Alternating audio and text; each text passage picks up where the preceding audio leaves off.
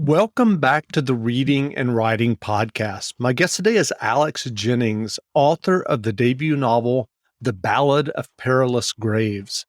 The novelist Walter Mosley wrote about The Ballad of Perilous Graves, a hallucinatory wonder of a debut, brimming with language and music. This phantasmagoric novel taps the deep root of multicultural, multiracial life in and beyond New Orleans. Alex Jennings is a teacher, author, and performer living in New Orleans. His writing has appeared in StrangeHorizons.com, Podcastle, Obsidian Lit, the Locus Award-winning Luminescent Threads, Connections to Octavia Butler, and in numerous anthologies. His debut collection, Here I Come and Other Stories, was released in 2012. He is a graduate of Clarion West and the University of New Orleans. Alex, welcome to the podcast. Thanks for having me. Absolutely. Well, if someone listening hasn't yet heard about your debut novel, The Ballad of Perilous Graves, how would you describe the novel? I like to say that at its heart, it's a sort of blaxploitation Pippi Longstocking adventure where the Pippi character and her friends have to catch 9 songs of power who have escaped from Professor Longair's enchanted piano and bring them home before the city ceases to exist. And do you remember the original idea or impetus that led you to write The Ballad of Perilous Graves? I do. I moved to New Orleans in the summer of 2006 when it was very much still reeling from the failure of the federal levees and the destruction of Hurricane Katrina. And I remember reading a lot of news stories about kids who were forced to return home to the city without their parents and fend for themselves. And that immediately made me think of Pippi Longstocking and, recontextualize her as a little red-boned girl living in Central City in a house all around. And I'm curious, what was your initial writing journey that led you to write and get your first stories published? Well, I had been studying poetry at the Evergreen State College where I was going, and I began writing short stories and submitting them to places like the Magazine of Fantasy and Science Fiction. And at one point, Octavia Butler came to speak to my writing workshop, and afterwards, her ride was late picking her up, so she came into the writing center where I worked, and she sat at a table with maybe 6 of us and just talked to us for a good hour and a half. And during the course of that conversation, she asked me if I wrote every day, and I said yes. And she told me to apply to the Clarion West Writers Workshop and told me that if I applied, I would get in. And I was racked with doubts and very confused by what she said because she had never read any of my work or anything. But I took the risk and did apply, and I did get in. And that was, I'd say, that kind of completed my journey to publication as far as short stories.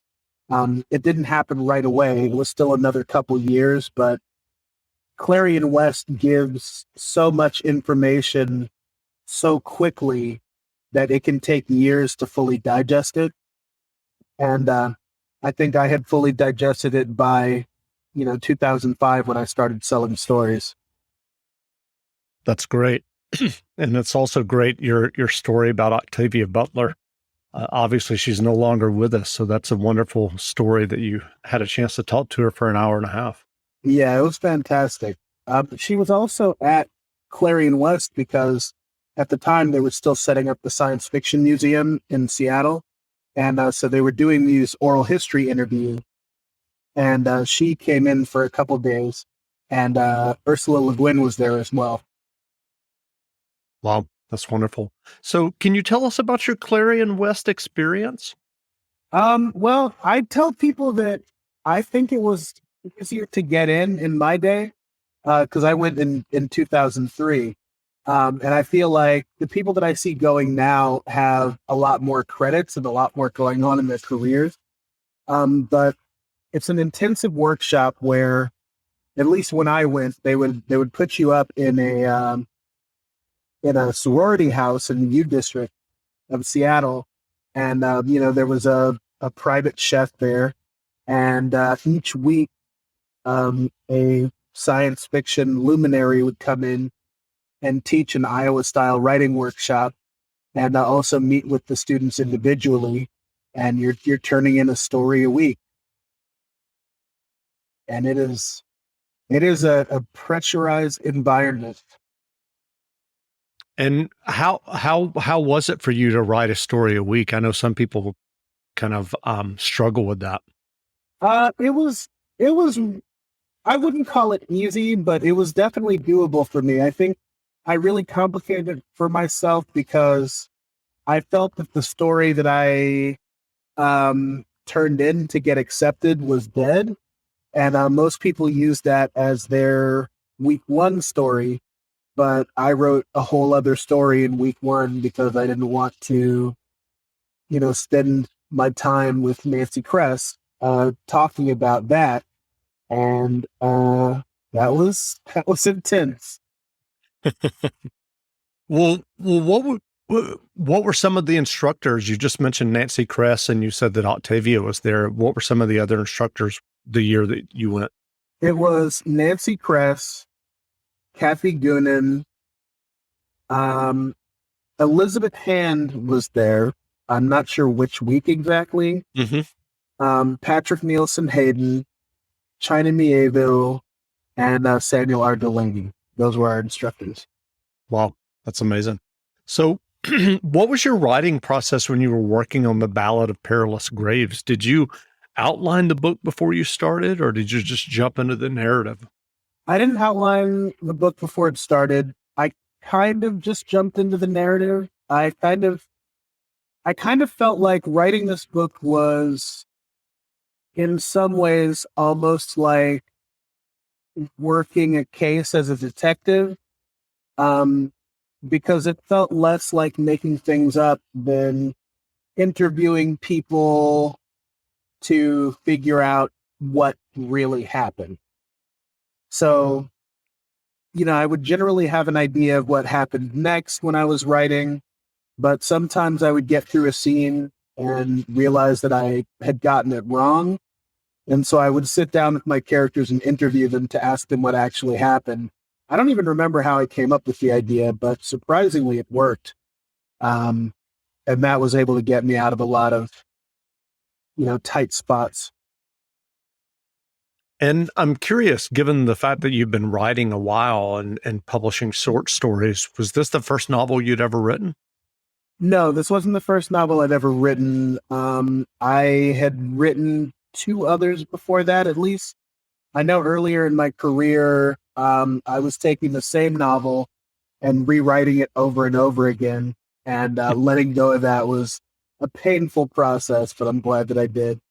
I did go back and look at it after selling The Ballad of Perilous Graves, and I realized that, like, that last draft of that novel, like, I could have sold that if I had kept doing the legwork. Do you think you'll still try to sell it at some point? Not in its current form, that's for sure. Like, Got maybe it. I'll rewrite it completely and try to sell it then. Well, are you working on another novel now? I am. We're in the beginning stages, and I think people will be pretty pleased. Great. Well, what writing advice would you offer for those who are working on their own stories or novels?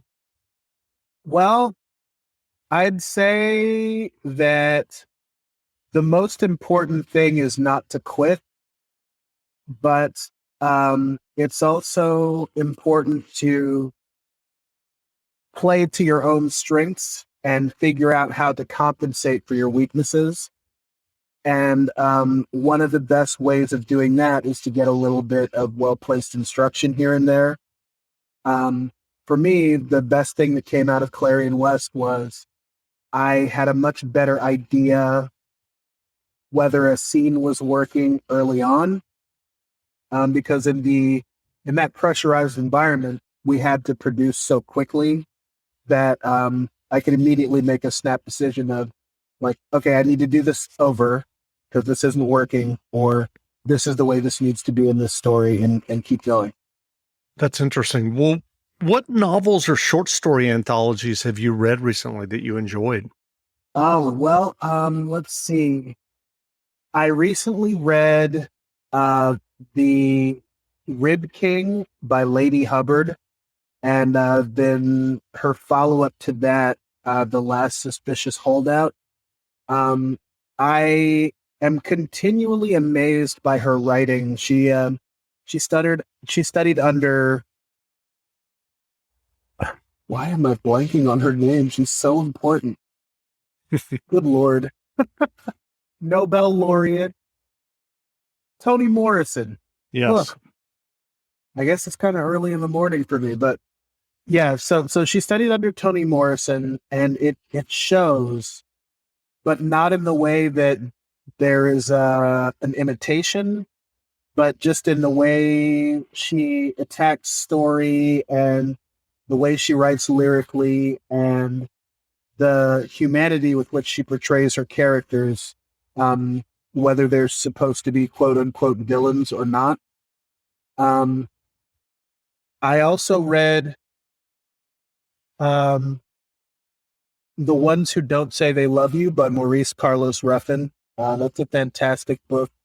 It's it's pretty much realist fiction set in New Orleans, and it's all like short stories. And unlike myself, Maurice is born and raised in New Orleans, and he understands the city and the culture and its people very deeply, and he uses that understanding to illuminate the human condition in ways that are continually surprising. O'Reilly! Stay cool this summer with AC Pro and O'Reilly Auto Parts. Right now, get a $15 O'Reilly Auto Parts gift card after mail-in rebate with the purchase of select AC Pro ready-to-use refrigerant products that include a hose and gauge. Beat the heat before you hit the road with AC Pro at your local O'Reilly Auto Parts store. O'Reilly Auto Parts. So I'm curious, what motivated your move to New Orleans? Well, I started coming here for fun in 2003. Yeah, it was 2003, but yeah. And I fell in love with the place. It really reminded me of Paramaribo, Suriname, where I'd lived for 2 years in middle school, because my father worked for the State Department. And there was just a pull to this place. Like I felt called to, and I began to notice that there were moments when the city touched my life when I was younger. Like when I was little, I heard Aiko Aiko on kids songs or something like that. And it really made a deep impression on me. And I asked my mother about it, and she told me that, there's a lot surrounding that song, and she took me to the mall and got me a book about Mardi Gras Indians from the bookstore. And like, it's just, I've been to a lot of places, and I've seen a lot of what the world has to offer, and New Orleans it's particularly unique in its influence on world culture, in its foodways, in even down to the way things like slavery operated here. It's not that it was somehow better here or something, but allowing enslaved people to run their own businesses and to congregate in Congo Square on Sundays, it created a sort of environment conducive to bringing the spirit and jazz into the world. And I just felt called. Great. Well, you mentioned earlier while you were writing this novel that there were times where you felt like a scene wasn't working, so you would interview your characters to figure out what was going on. Can you tell us how that worked, that process? Right. Okay. So I will admit that I have a bit of a quasi mystical approach to writing, um, but I am aware that the characters and the plot are fully under my control. But finding ways to sort of create the illusion of autonomy in my mind really helps me draw a bead on how the story needs to be portrayed. So what I would do is I was living at this place in Central City back then that had a saltwater pool in the back courtyard. And what I would do is I would go sit at a table by the pool and sit down with like a pad and paper and just imagine the character sitting at the table with me and begin asking them questions, like not out loud, but like on the page, and like listening for their responses. Like that's the only way I can explain it. And yeah, it worked. That's great. Well, when you usually sit down to write a new short story, do you usually have an idea in mind, or are you writing from an image or just one sentence? How does that work for you? I mean, it really depends. Like for me, there's no one size fits all approach to short stories. And so there have been times when I started with an image, like something that I saw when I was watching a TV show, or something that just popped randomly into my mind, or something that I remember from a dream. Sometimes it's a few words or a snatch of dialogue, but I usually have a pretty good idea of where the story is going when I start, and I usually write scenes in order. And yeah, it's like I feel like in some ways I still haven't refined the process, because even when I was writing short stories and selling them all the time, like I had this sort of like crisis of understanding where I was like, I don't actually know how to write a story. Like just because I wrote the last story well and I got through it and I sold it and published it, that doesn't mean that I know how this next story needs to start or what it needs exactly. Like I have to be constantly in conversation with the work in order to convince it to reveal itself to me. Sure. Well, where can people find you online if they'd like to learn more about you and your new novel, The Ballad of Perilous Graves? I'm on Twitter and Instagram as Magic Negro, MAGICK, and that's primarily where I spend my time. That's great. Well, again, we've been speaking with Alex Jennings, author of the debut novel, The Ballad of Perilous Graves. The novel is available now, so go buy a copy. And Alex, thanks for doing this interview. Thank you, Paul. Great. Thank you. She reached up and rubbed the dusty back window of the car, letting the daylight shine through the clean space. When they get real loud, we'll be able to look at them through there. I didn't know you could do that. What? Pick up a car, Perry said. I didn't know you could pick up a car. It's just a car, a itty-bitty one. Yeah, but how come you so strong anyway? Why you always got to be asking questions all the time, she said. We supposed to be quiet. Spider-Man got bit by a spider, and Superman crash landed. How come you're so much stronger than normal folks? Peaches made a rude noise. There ain't no such thing as normal people. Anybody pay attention to anything know that. But you're really strong. Perry, you ever try to pick up a car? No. Then how you know you can't? He had no response to that. You know what your problem is? When a grown-up tell you something can't be done, you just believe them. Don't you know there ain't even no such thing as grown-ups? What? They ain't, she said. They're all just old kids pretending. Now keep quiet. Perry did as she asked, but what Peaches had told him made his head hurt. He knew she was at least as smart as he was, but sometimes the things she said made no sense. No such thing as old kids pretending? That couldn't be true. Grown-ups were grown-up. They knew what they were doing. The city, the world, couldn't just clatter along with nobody in charge.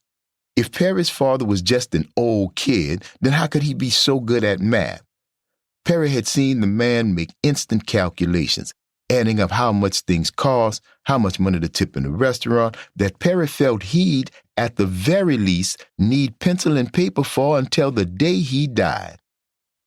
They could hear the music now. It sounded like jazz if jazz could be played sideways. All the notes seemed stretched into the wrong shapes. The horns, the piano, and even the beat of the drums. The sound made Perry's skin cling tight to his bones, and little cat feet of terror walked across his back. They shouldn't be here, and Perry had no idea how, when the time came, he would find the courage to look. "It's okay," Peaches whispered. Perry tried to believe her. After a few beats, Peaches lifted herself on her elbows. Oh, man," she said. Perry wavered a bit, then levered himself up to look. He'd heard all about the Peabodys before, but never from anyone who'd actually seen them up close. Everyone in NOLA knew it was best to make yourself scarce when the Peabodys were on the march. Well, they were always on the march, but there were only a few crews, so it was easy enough to steer clear. Perry had always imagined them as inhuman monsters, wizened and made ugly by the effects of the paint, but they looked healthier than he expected. Somehow, he'd also imagined them as naked, and in the large mass of them, Perry thought he saw maybe one or two naked ones, sunburned and paint-streaked, but most of them wore costumes cobbled together from common household items, ordinary street clothes, and the kind of novelty mask you could find in any of the tourist shops on Decatur or Canal. All their costumes were spattered with layers upon layers of paint. Some of their coloring was so thick, so caked on, that it actually did make them look inhuman. But Perry could tell those were the very oldest Peabodys, who had been marching the longest. Many of them wore feather boas and beads, and they danced along without rhythm. Their movements didn't even match the bizarre sideways jazz that surrounded them. They herked and jerked like chickens, turning or swaying their heads without ever taking their eyes off the nearest graffiti tag. One of them reared back his head and belched a plume of purple fire into the air above him. One tag had blown up onto the sidewalk and was so badly slanted that Perry was unable to read it from here. Its edges had frayed with age, but it must still be a pretty good one. The lettering was no one color. Instead, it was a confusion of blue, orange, green, and pink, constantly shifting between hues. 3 Peabodys walking in the front reached the tag. They started jostling each other, fighting for space. Each one wanted to be the only person to walk through the graffiti, but all 3 made it. The paint clung to their clothes, and they seemed to blur, melding with the floating colors until they snapped back into focus, more vivid now, realer than real, as if, while the world around them was 3D, they had an extra dimension. They howled like apes. The one on the right shook his head, and multicolored confetti poured from his ears. The one on the left grinned an impossibly large grin, and his teeth had become piano keys. Glowing pinwheels appeared in the middle one's eyes, and he staggered, drunk on magic, tripping up his companions who elbowed him in their irritation. Perry's scalp tingled. He ducked down again, shaking. "I can't see anymore," he said. It's crazy." Once the parade had passed and the day had regained its eerie stillness, Perry and Peaches climbed out of the car.